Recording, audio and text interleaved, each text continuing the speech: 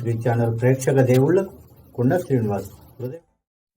విద్యార్థులు పేరెంట్స్ అందరికీ, మరి నాతో పాటు వేదిక నిర్వహించినటువంటి సోదరుడు జగదీశ్వర్ గౌడ్ గారు, అలాగే విజేందర్ గారు, విష్ణువర్ధన్ గారు, శంకర్ నారాయణ గారు, ముఖ్యంగా ఈ చక్కటి సవ్యసాచి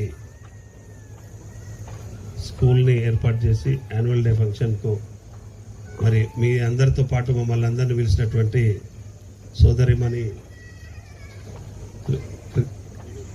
వేణుల గారు, మరి ఈరోజు